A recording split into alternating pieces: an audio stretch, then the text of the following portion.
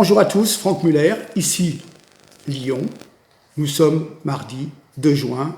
C'est un petit peu une reprise généralisée. Tout d'abord, je suis ravi de vous retrouver. Je voudrais apporter un petit salut au Paraguay, parce qu'il faut croire que j'ai un auditeur là-bas.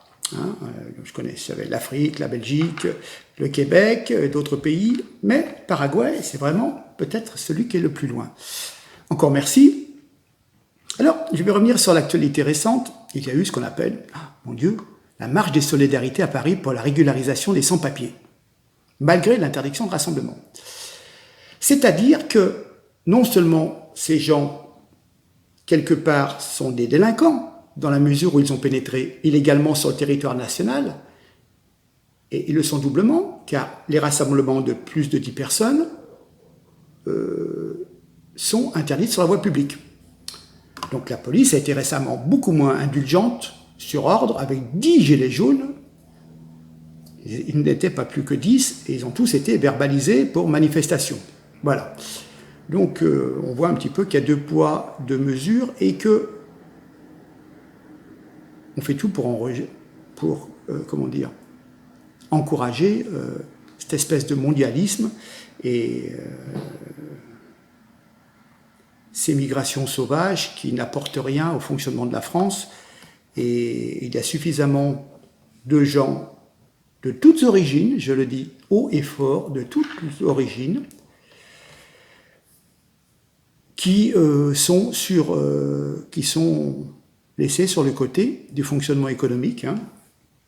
Et donc peut-être qu'il faudrait déjà mettre en ordre de bataille notre pays avant d'ouvrir les portes et faire rentrer des gens qui sont complètement de l'autre bout de la planète. Bien, pauvre France, rendez-vous compte que Macron téléphone à des humoristes pour avoir des conseils. J'ai honte de mon pays.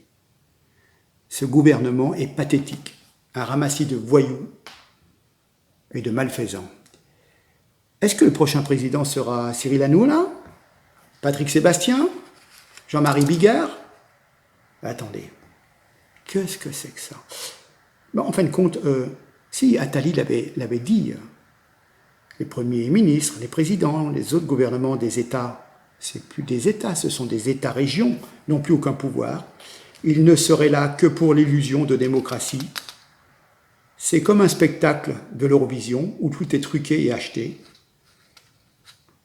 Il n'y a plus que les anciennes générations peut-être pour être choquées, et encore. Pour les nouvelles, les jeunes, ils ont grandi avec, c'est normal quand on voit le taux de participation dans les élections locales. Je crois que dernièrement, Darmanin a été élu maire de sa localité avec 10% des personnes inscrites sur les listes électorales. Bon sang. Donc, personne ne l'ignore plus, au lieu de solliciter l'avis de son prédécesseur, François Hollande, comme on pourrait le réclamer. Le président Macron préfère prendre conseil, au pire, de fantaisistes, de comiques. Alors bon, il avait déjà l'occasion de parler avec Patrick Sébastien, et il a fait appel à l'expertise de l'humoriste Jean-Marie Bigard, lequel se montre évidemment très critique sur les réseaux sociaux, le moins qu'on puisse dire, notamment sur l'ouverture des bistrots. Et puis vous apercevez qu'à droite, Éric Zemmour était un petit peu agressé, Philippe de Villiers perd 1 million d'euros par jour pour son parc, puis du fou, et notre bon président prend 3/4 d'heure à consoler Éric Zemmour, et il négocie les conditions de la réouverture des attractions du Puy de Fou. Voilà, je ne savais pas que c'était dans les prérogatives présidentielles, mais enfin bon. Voilà, et puis François Hollande n'est pas sollicité de son côté, et il pleurniche un peu parce qu'Emmanuel Macron ne l'a jamais, une seule fois, je crois, depuis le début de l'épidémie. Remarquez, François Hollande a tellement montré son incompétence qu'à la rigueur, téléphoner pour lui demander son avis, autant la demander à, à Bigard. De toute façon, ça sera certainement plus marrant. Allez, ça m'énerve. Il semblerait quand même que tous ces incompétents du pouvoir craignent, l'équipe d'Emmanuel Macron craint l'émergence d'une figure populiste. Alors, Zemmour, le professeur Raoul, Cyril Hanouna, Bigard, voilà. Et donc, Macron a fait le choix de traiter ces figures plutôt que de les ignorer, de montrer qu'il considère ce qu'ils représentent pour mieux tuer dans l'œuf toute velléité politique. Alors, les appels téléphoniques prétendument passés pour prendre les avis des uns et des autres ne seraient qu'une vaste ruse visant à annihiler la parole de toute, on va dire, cette canaille populiste, si on peut dire. Le président des riches veut changer son image en draguant les grandes gueules de la France d'en bas, si on peut dire. Voilà. Je voudrais venir sur quelque chose de très... Allez, le désastre français. Je m'inspire un petit peu d'une personne que j'ai rencontrée à 2 reprises. J'avais rencontré également sa fille, qui est M. Charles Gave, qui nous dit « La situation est désespérée, mais pas sérieuse ». La situation est désespérée si nous continuons sur les politiques actuelles, mais pas sérieuse, car si nous en changions, tout se remettrait en ordre très rapidement. Nous sommes comme l'Italie, la baisse du niveau de vie va commencer à partir de maintenant et certainement au moins pour 5 ans. Ce niveau de vie ne va cesser de baisser année après année. La France va s'appauvrir et la réélection, on peut l'espérer, la réélection de M. Macron me paraît très très compromise. Mais pourquoi l'économie française ne cesse-t-elle de s'enfoncer, la France avec elle? Parce que nous avons des dirigeants qui font passer leur objectif politique qui n'a rien à voir avec la France avant le bien-être des Français et le bien du pays. Leur but n'est pas que vous et moi soyons prospères et libres de gérer nos vies, comme nous l'entendons, mais de créer un nouvel État européen auquel nous aurons abandonné toutes nos souverainetés juridiques, institutionnelles et surtout monétaires. Et si cela implique que nous soyons plus pauvres et plus asservis, tant pis, car on ne fait pas d'omelette sans casser des œufs. Donc nous sommes des œufs, mais par contre, l'omelette qui devait être la réussite européenne, nous ne la voyons toujours pas. Nous n'avons toujours même pas le même impôt sur les sociétés, qui est la chose peut-être la plus facile à faire. Donc cette grande Europe, elle est vraiment loin. Il se trouve que cette politique ne peut pas réussir parce qu'elle est contradictoire dans son essence même. La France a 70% de fonctionnaires de plus que l'Allemagne pour 10 000 habitants. Il faut le savoir. Mais c'est bon à savoir, mais ce n'est pas primordial. C'est-à-dire que si le prix à payer pour que les Français soient heureux de vivre ensemble, ce n'est pas un problème de nature économique, mais de nature politique.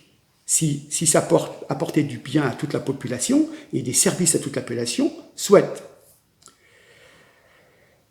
Il semblerait que le coût du siège social France n'est que de 35% plus élevé en France qu'en Allemagne.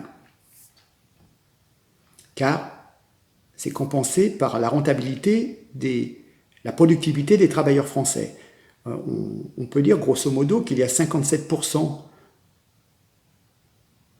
de prélèvement de l'État sur une usine française contre 42% en Allemagne. Donc il y a un différentiel. Mais il y a une meilleure productivité française qui fait qu'on arrive un petit peu à compenser. Donc on réussit à rattraper par notre efficacité la moitié de l'écart qu'il y a entre les deux États. Donc, mais il faut bien s'expliquer. Pour prendre un exemple, les entreprises françaises ont sur le dos un jockey de 68 kg, tandis que les entreprises allemandes en ont un qui fait 50 kg. Alors bien évidemment, ce sont souvent les entreprises allemandes qui gagnent, parce qu'elles ont moins de pression fiscale. Et il y a un temps, avant l'euro, le franc baissait régulièrement de la différence du poids des jockeys ajusté à la différence de la productivité. Et on remettait les pendules à l'heure, et on protégeait la marge des entreprises, parce que chaque fois, on descendait un petit peu la valeur du franc, ce qui permet chaque fois de récupérer ce qu'on avait perdu en mettant plus de pression fiscale. Et donc, nos entreprises gardaient un petit peu ce qu'on appelle la marge d'autofinancement, et ça nous permettait de conserver les emplois. Mais depuis l'arrivée de l'euro, tout cela est fini, il n'y a plus de variable d'ajustement, et maintenant, la rentabilité des entreprises françaises, en prend un coup. La marge brute baisse, et la croissance aussi, et les seules choses qui montent en France, ce sont le poids de l'État et la taille de la dette. 2 hommes ont détruit la France, Jacques Delors et sa rage de constituer un État européen, et Trichet, l'ancien responsable de la Banque de France, et toujours avec cette histoire d'une monnaie forte. Aucun des deux n'était élu pour mener ces politiques désastreuses et logiques. Et voilà, c'est complètement fou parce que ce sont des personnes qui n'étaient pas élues et qui ont lancé des politiques dont nous payons maintenant les effets néfastes. Et en plus, aucun des présidents élus, Mitterrand, Chirac, Sarkozy, Hollande et bien sûr Macron, n'ont cherché à renverser cette politique désastreuse. Jamais des élus, effectivement, n'ont autant trahi leurs électeurs. Donc, on peut dire qu'il y a 2 fous, Delors et Trichet, et 5 lâches qui, eux, avaient été élus, sans compter tous les députés, sénateurs, qui ont voté pour un traité que les Français avaient refusé par référendum. Et voilà. Et je rappelle qu'effectivement, laissez-moi retrouver, j'ai publié, nous n'oublierons jamais, le 29 mai 2005, il y a 15 ans, jour pour jour, quelques jours près, les Français votaient non à une nouvelle constitution européenne. Ils rejetaient déjà une politique ultralibérale, et pourtant, quelques mois, quelques années après, on les a bien arnaqués. Je vais parler des municipales. Emmanuel Macron a donc, en effet, décidé de valider le premier tour des élections municipales et de fixer le second au 28 juin, montrant une fois de plus le peu de cas qu'il fait du fonctionnement régulier et démocratique des institutions. C'est une chose entendue, le pouvoir sur la responsabilité d'Emmanuel Macron était en dessous de tout dans la gestion de ce qui était totalement prévisible dès le mois de janvier, c'est-à-dire une crise sanitaire majeure. Après avoir méthodiquement démoli le système de santé français, ils ont été incapables de prévoir et en donner l'image d'une gestion administrative faite d'amateurisme, d'imbécilité, de gabegie. Et pour courser le tout, dans une crise planétaire géante, la voix de la France, c'était celle de Sibeth Ndiaye, multipliant des mensonges et des imbécilités. Il faudra impérativement faire les comptes de cette tragédie qui n'a pas encore reproduit tous ses effets. Et quoi que disent les soutiens d'Emmanuel Macron, les comptes devront être politiques, mais aussi pénaux pour ceux qui ont commis des fautes avérées relevant du code. Dans un état de droit, cela fonctionne comme ça, et ceux qui ont la charge de l'intérêt public ne sont pas pour autant des citoyens à part. Dites-le-vous bien, on aurait pu espérer que le rappel de leurs responsabilités aux gens qui gouvernent les aurait amenés à plus de circonspection et d'efficacité dans l'élaboration et l'application de leurs décisions. Malheureusement, chassé le naturel, il revient au galop. Olivier Véran s'expose à un ridicule planétaire en prenant fait et cause pour une étude manifestement truquée pour asseoir une décision brutale et inepte d'interdire l'utilisation de la chloroquine, incroyable, et de nommer Pierre Moscovici, caricature du monde d'avant, à la tête de la Cour des comptes. Et en plus, on nous fixe le second tour des municipales au 28 juin prochain. Incroyable, je vais vous expliquer pourquoi.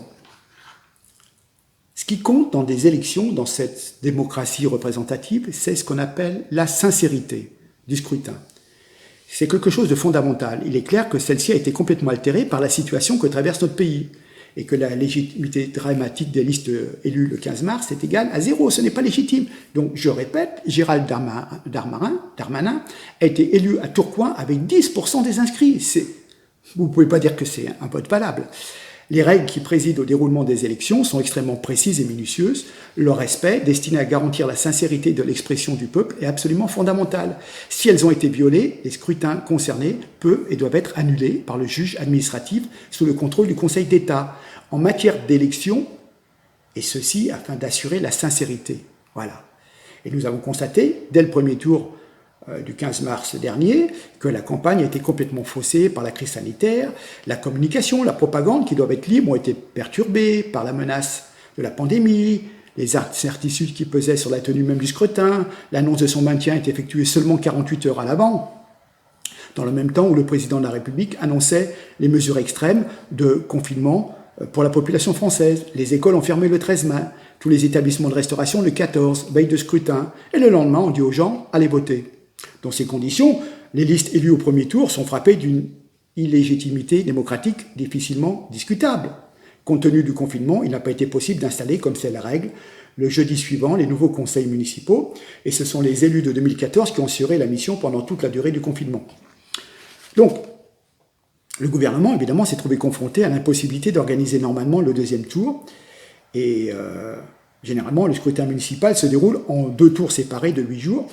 C'est pratiquement un scrutin unique, et pour des raisons juridiques, les 2 tours sont inséparables. On ne peut pas les espacer comme ça de 3 ou 4 mois. Ce qui est extraordinaire, c'est qu'Emmanuel Macron a pris les décisions de maintenir le premier tour en sachant qu'il y aurait l'impossibilité d'un second tour, puisque la décision de confinement avait été prise. Vous voyez, c'est très très vicieux son truc. Il fait passer le premier tour en sachant qu'on ne pourra pas faire le deuxième.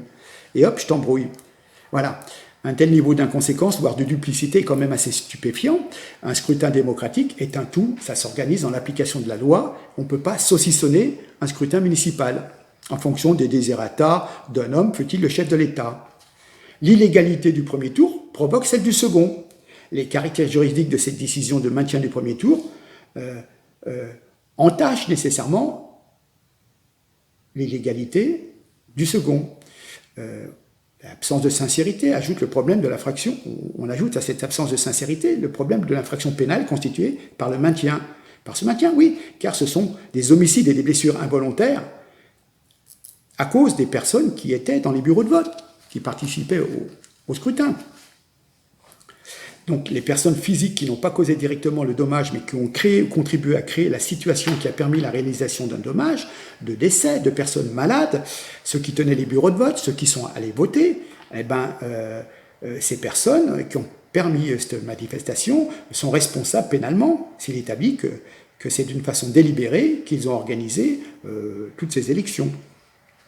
Qui pourrait prétendre qu'Emmanuel Macron, Édouard Philippe et Christophe Castaner ne savaient pas que le déroulement du scrutin exposerait organisateurs locaux et électeurs à un risque d'une particulière gravité, puisqu'on venait d'imposer le confinement. Donc c'était extrêmement grave.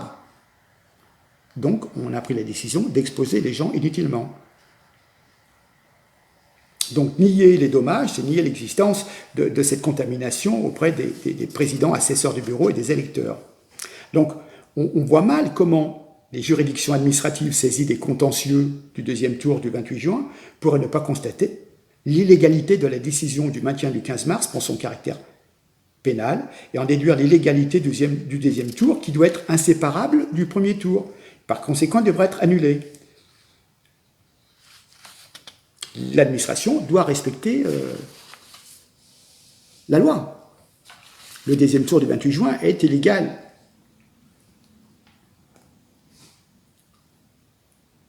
La décision d'organiser le deuxième tour le 28 juin démontre à nouveau un total mépris du mécanisme électoral et son importance dans une république démocratique.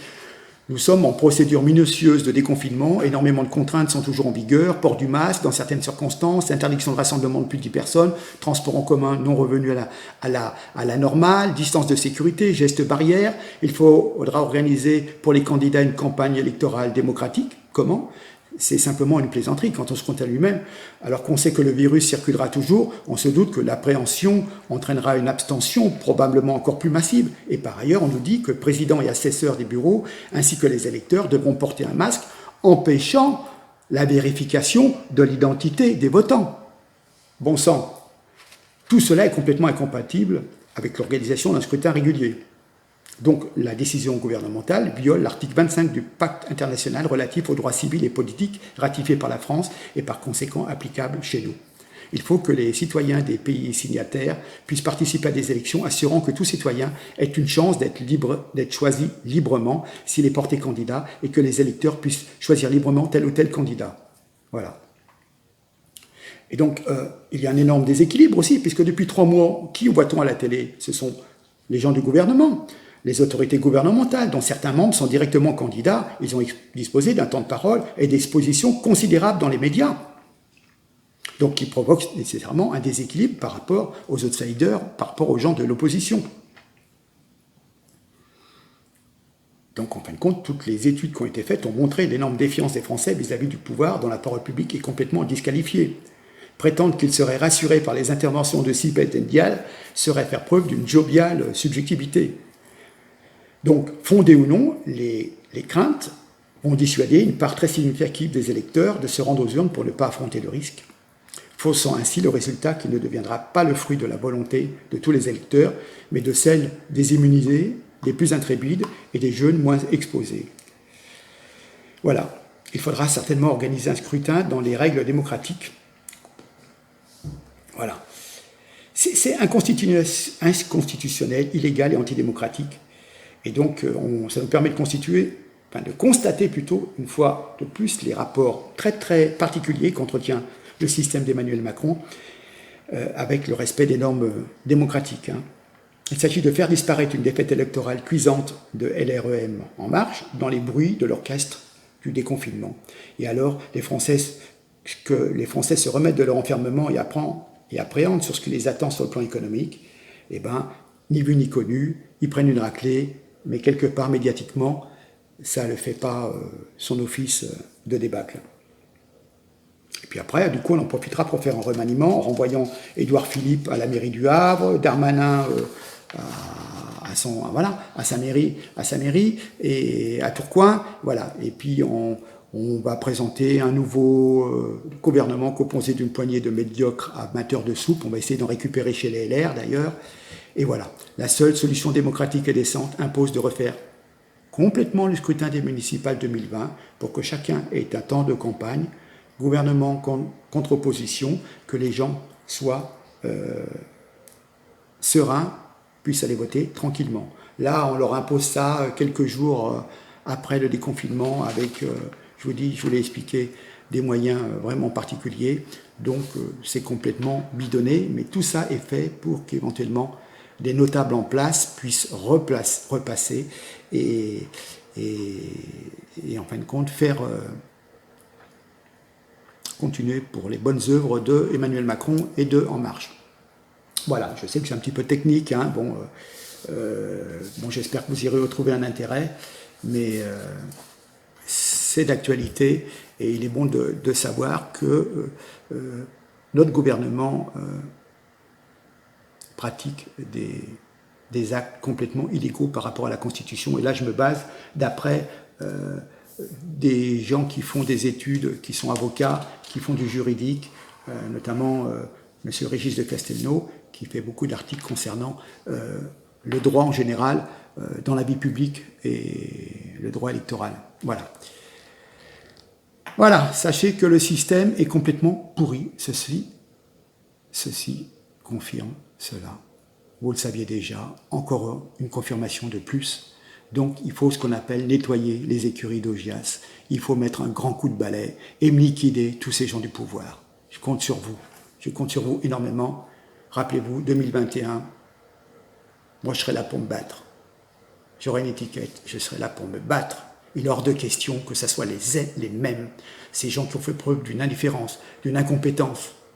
Ceux qui nous ont foutus dans la mouise repassent pour continuer leurs terribles méfaits. Je compte sur vous. Sur ce, je vous laisse. La journée a été difficile. Je compte sur vous pour partager un maximum. Voilà. Merci beaucoup. Abonnez-vous. Et puis, ma foi, à très bientôt. Avec sincérité. Avec beaucoup de sincérité. Mais il faudra encore beaucoup de courage. Allez, merci en tous les cas. Je vous salue bien bas. À très bientôt. Merci.